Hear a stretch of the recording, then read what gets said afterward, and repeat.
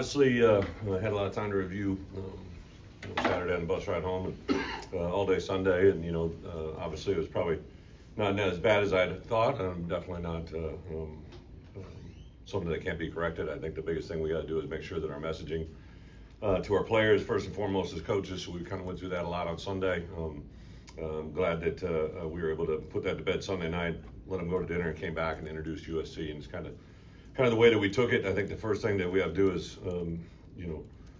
address what we did as coaches, right? And then obviously what we showed on the film and on the field on Saturday night is the next biggest thing. And I got good coaches, got good players, same group that we went over to Indiana.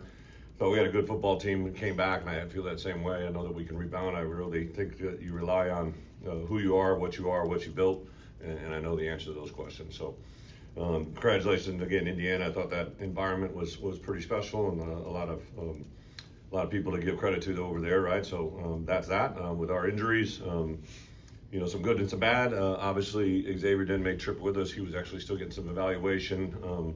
The last I had a conversation with him last night, he'll have a procedure done this week on Wednesday. We'll be out for a majority of the rest of the year, but there is a chance he could come back at the end. So we'll kind of address that after he gets in and gets surgery where that is. But the guys that happened during the course of the game, Matt Bailey is in concussion protocol. I do think he'll get cleared later this week, but obviously that's a wait and see. The good thing about that one is he's played a lot of football and probably doesn't need a high majority of reps to be able to go out there and play. Really got devastated at certain positions at free safety. When Miles went out, that wasn't due to injury. He'll return, obviously, but he was called for targeting. We put in Mac. Mac went out.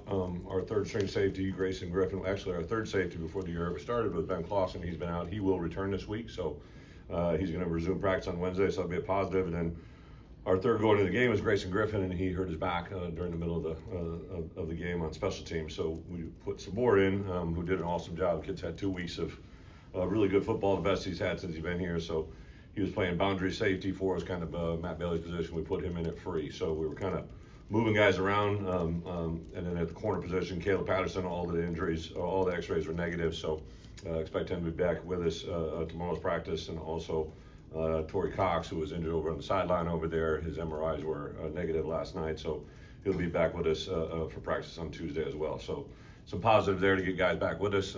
Give a lot of credit to the guys and the coaches. We were literally down to our last DBs. Every one of them was out on the field that was at the game. So, as far as other guys, we did plan on playing J-Bo. We had a package for him, but never got to it, right? So he's back with us. Even though he didn't play Saturday night, he was cleared for the game and went through everything up to the game.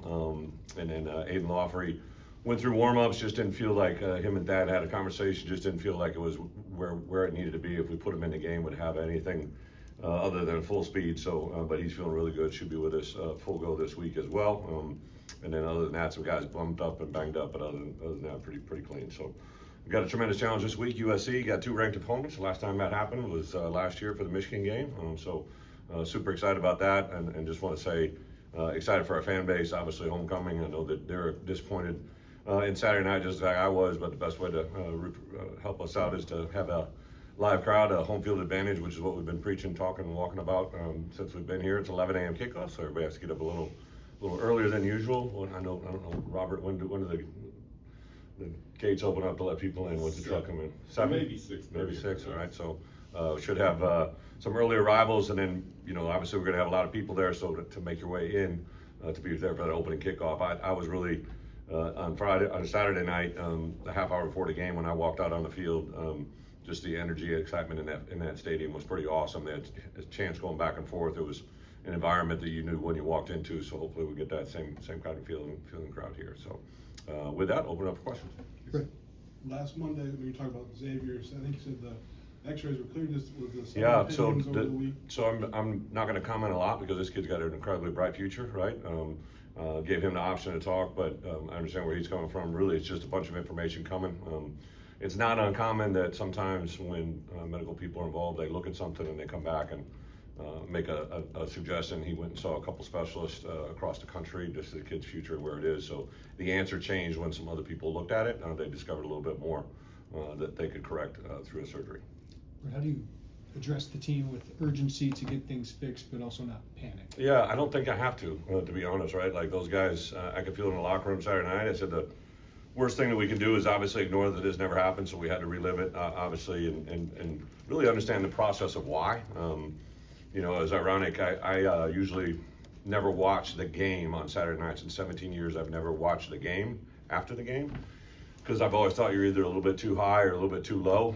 But being we had a 2.5-hour ride, I literally watched the game, and then one of the things I do during the course of the week, I stop watching the coach's copy and I started intercutting it with TV copy. So I started watching the TV copy of our game, right? And one of the things that you know really came out, I was watching a clip that I had said during the course of the week. I know ESPN had asked for copy, and they had filmed me in my post practice, and I had made a comment Tuesday or Wednesday, I guess it was. I said, hey, in the middle of the second quarter, there's going to be a 2nd and 6 that could decide a lot about this game. And literally about the middle of the second quarter, there was an offensive and defensive series back to back where there was a 2nd and medium. Offensively, we got sacked and then a 3rd down sack. And on defense, we gave up a 2-yard run, which isn't a big deal, but it created a 3rd and 4.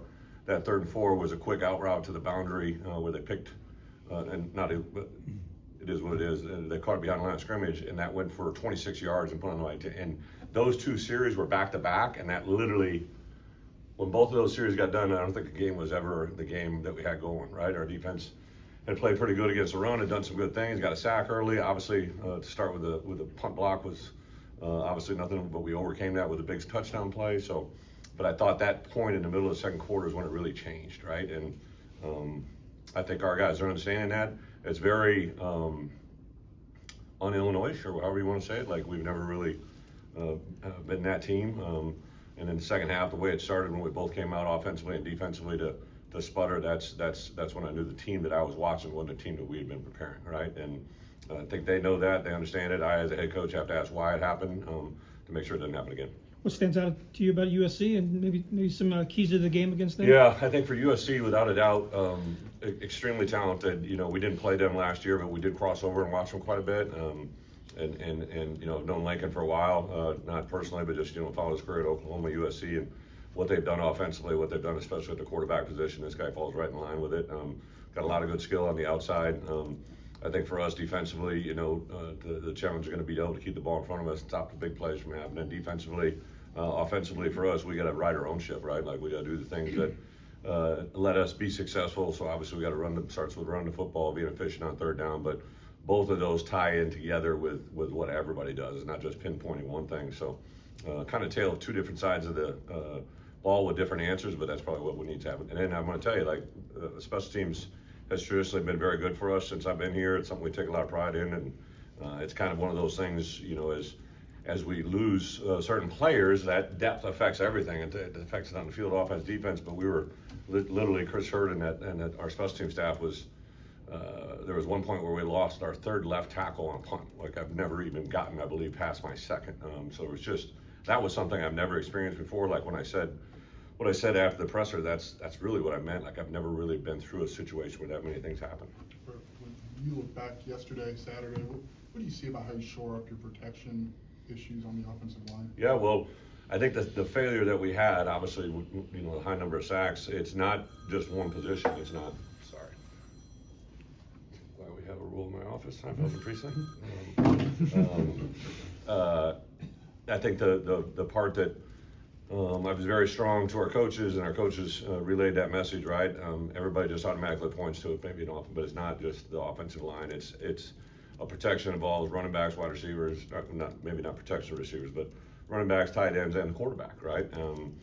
You know, and I think to shore up what they're doing, I think a little bit schematically, but also just the approach and the confidence, I think, has got to be a big thing. We've done it before.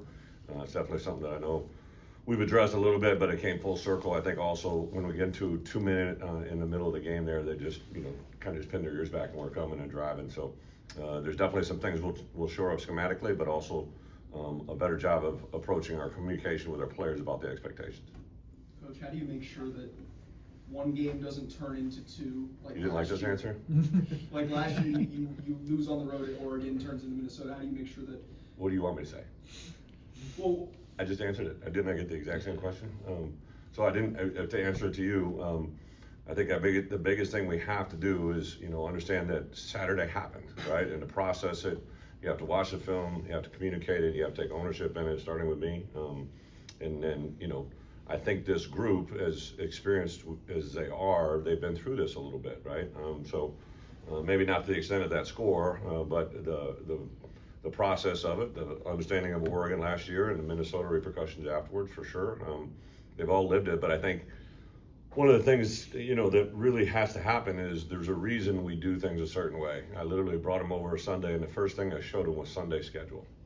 The reason we do Sunday schedule is win or lose, we come over, we take account for what happened on Sunday, and we turn the page Sunday night to move into Monday, Tuesday, Wednesday, Thursday. That didn't happen any differently yesterday than it did when we beat Duke, right? Like, it didn't happen any differently than when we had success and failure last year. It's just kind of how we do things. The results were what we wanted. I didn't say anything about it. We had a tie for the longest winning streak in college football, right? Like, that's awesome, but it sucks when it ends. Like, I get it. Like, I want it to hurt. I was very happy to see as many guys as I saw pissed in the locker room afterwards, right? And somber on Sunday. I didn't have a group coming in, bopping to the music. It was they're disappointed. So that's the answer. Brett, Aaron had kind of 2 weeks ago sounded the alarm about missed tackles after the Western Michigan game. He said today the number doubled. Yeah. In your experience, how does that kind of manifest as getting contagious like a disease, and how do you nip it? Yeah, well, two things. The tackles that we missed on Saturday night, especially, were a lot of open space tackles, or a little bit of some on the edge. But I know in particular they ran an RPO number 3 across the middle that we literally first hit him on, I believe, the 42-yard line. And the ball got down on the 10, so he gained 30 plus yards on 3 or 4 missed tackles. Now a lot of that had to do with number 3 is a really good player and is running extremely strong. But I think even tomorrow's practice we'll probably simulate a little bit at what we do to correct that physically, and then also just a mental approach. The only injury question I had, I know we returned to the game, but Hank took a big hit. Yeah. Do you expect that to linger at all with him? Hank's an extremely tough kid. That was the first play. I actually turned that play in. I thought it was a little bit late, and then also they stood over him and taunted. I just want to make sure that we got the clarity on that. But I think it affected him for sure, but he was cleared to play. Just, right now he's cleared for practice Tuesday, but yeah, he's going to be sore. And we do have a lot of soft tissue recovery things, hyperbaric chambers, crowd chambers, all that stuff, and I know he's already been in there. Haven't seen too many hiccups on special teams. Was the block punt? Was that Well, Keelan it's two just things. not getting the kickoff? There's only 10 guys on the field, and so honestly, the count was off because they only had 10, right? So we actually had a guy that could pop back and get that man that rolled off the edge. We knew when 5 came in there, but we were trying to go a little bit of tempo on that first one, so it was kind of the perfect storm for where it was at. When you talked about One more offense. the targeting on Miles, just how he tried to avoid it, and you didn't like that. Maybe you have to go. Well, how do you? Do you make changes there? Or think about how you? Yeah, how you for try? sure. Like we said, because then literally within probably 5 minutes after that, there was almost the same exact play, and Mac Resetich came up, and I kind of held my breath when he was going in for the same thing. So, now I think the only answer is to go low, which is I don't think a great answer, right? And because Miles definitely put his head down and tried to keep it out of it, and I'll get the interpretation from them, but like the only thing now you can do is just go down and saw him, right? And now you got a player that's running full speed in the middle of the field, and you're literally taking him out below the waist, and I don't see the good in that. So it's probably something that I think the collective heads all got to talk about. If that was a play, and honestly, I've been on the rules committee since 2008 or 9, and there's probably never been more talk, because everybody gets the intended targeting. I get that, right? Like,